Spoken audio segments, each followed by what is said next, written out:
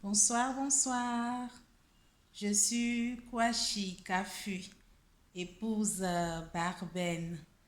Je suis psychologue clinicienne et de la santé, et psychothérapeute et fondatrice de l'association FITCOM. Alors, bienvenue à tous à ce premier numéro de psychologie et santé initié par l'association FeedCom.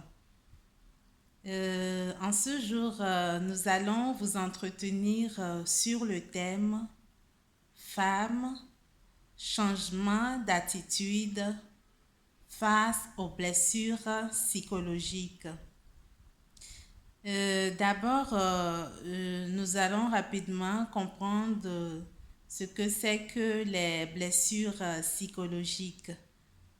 Donc, nous entendons par blessure psychologique ou blessure de l'âme, les blessures inconscientes qui découlent de nos expériences passées oubliées. Voilà.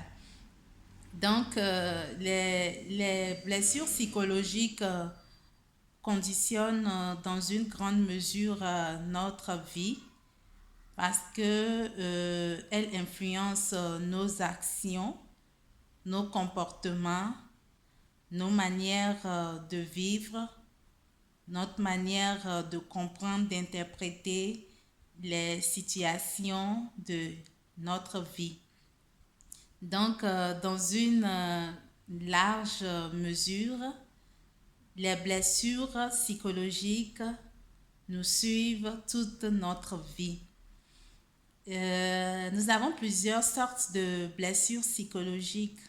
Je vais citer par exemple la blessure du rejet, la blessure de l'humiliation, la blessure de l'abandon, la blessure de la non-reconnaissance et la blessure de l'injustice. Et je vais également donner un exemple de blessure psychologique et dire comment cette blessure nous suit toute notre vie.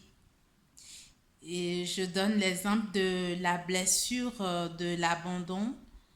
Et cette blessure se passe, ou bien cette blessure naît dans notre inconscient et à la naissance déjà. Et lorsqu'il y a coupure du cordon ombilical, donc il y a séparation entre le corps de la mère et le corps de l'enfant. Et cette première séparation est vécue comme un abandon de l'enfant par la mère au niveau de chaque enfant. Mais cette blessure au moment de l'enfance est inconsciente. Mais une fois qu'on devient adulte, lorsqu'on se retrouve dans des cas de séparation non consentie, comme un divorce ou bien un décès par exemple, le premier conflit inconscient refait surface sous forme de schémas destructeurs répétitifs. Et il est donc très important de ne pas banaliser ces blessures psychologiques, mais de les prendre ou bien de se faire prendre en charge par un spécialiste. Et je donne également l'exemple de la blessure de l'humiliation. Un enfant qui tout au cours de sa vie a été humilié par des paroles injuriantes, cet enfant va porter en lui la blessure psychologique de l'humiliation, et ce qui fait qu'une fois qu'il deviendra adulte, il aura du mal à valoriser ses talents lorsqu'il va se retrouver dans des situations où déjà il se voit humilié.